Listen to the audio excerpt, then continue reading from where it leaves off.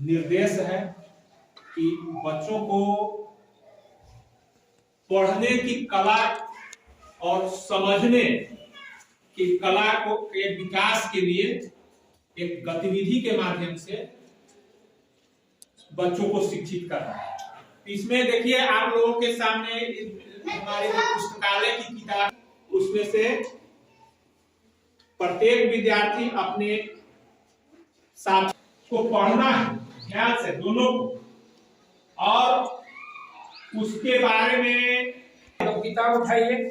इसमें से आप अपने मित्र को बताइए कौन सा किताब आप इनको चयन करके दे रहे हैं, कौन सा किताब लिए?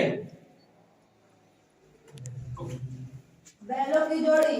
बैलों की जोड़ी, दो बैलों की कथा है जो कि मुंशी प्रेमचंद के द्वारा लिखी गई। आप इस कहानी को डीपली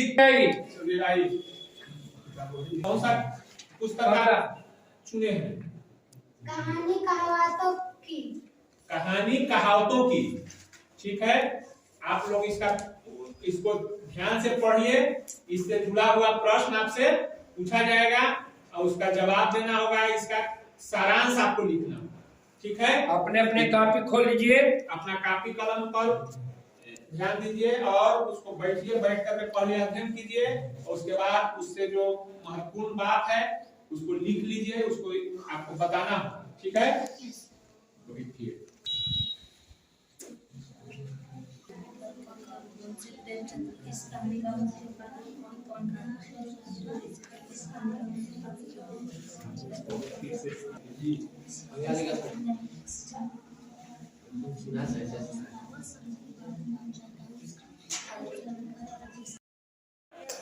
आज जो गतिविधि था, इस किताब को चयन करना था, पढ़ना था।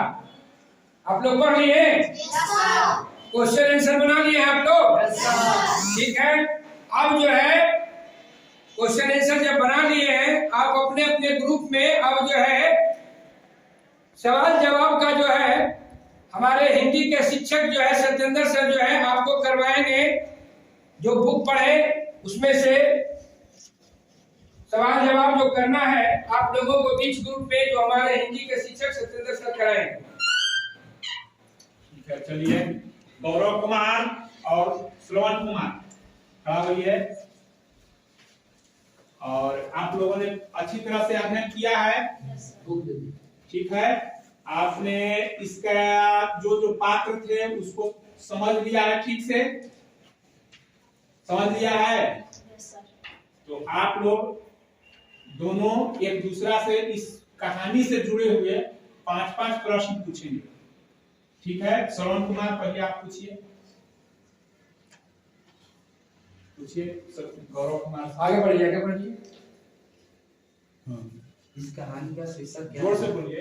आओ कस के बोलिए। इस कहानी का शीर्षक क्या है? इस कहानी का शीर्षक दो बैलों की जोड़ी है। इस कहानी के कहानीकार कौन है? इस कहानी का कहानीकार मुंचन है। इस कहानी का मुख्य पात्र कौन है? इस कहानी का मुख्य पात्र झूरी, उसकी पत्नी कमला, उसका साला गया तथा उसके दोनों बैल हीरा मोती का है। इस कहानी का सबसे नकारात्मक पात्र कौन है? इस कहानी का सबसे नकारात्मक पात्र झूरी का साला गया है। क्यों नकारात्मक पात्र?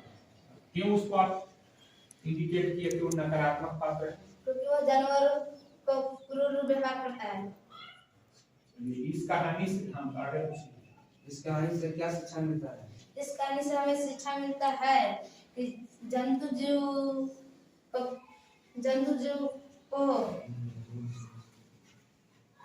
हाँ।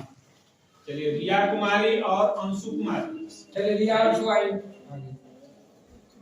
आपने अपना जो कहानी की पुस्तक थी उसको अच्छी तरह से पढ़ा है, ठीक है। आप उसके कहानी को अच्छी तरह से समझ गए हैं।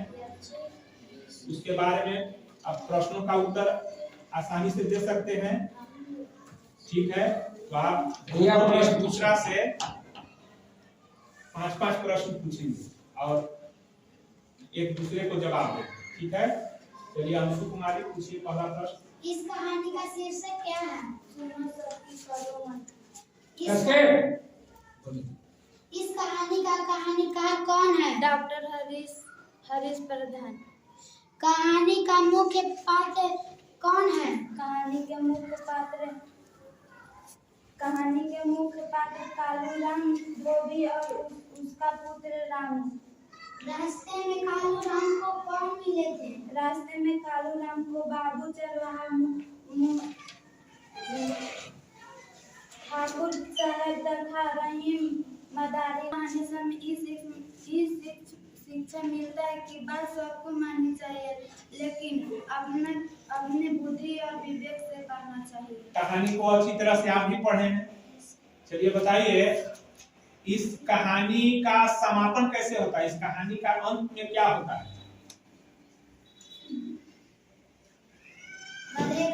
गधे जा रहा था, पुल पार कर रहा था, तब गधे कालू का पैर फिसला और गधे का भाग रहा था, तब गधे को मोटरसाइकिल से धक्का लगे, गधा भी पानी में गिर गया कार्तिक का मेला में।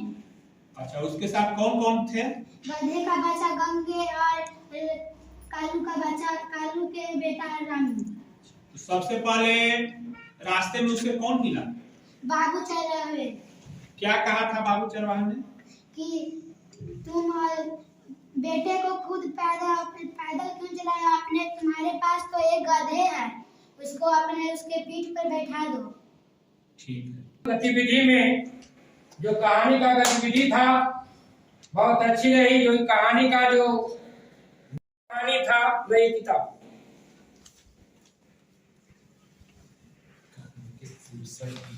गतिविधि में जो भाग ली अंशु और जिया ने कहानी का जो चयन किया था, सुनो सबकी करो मन की।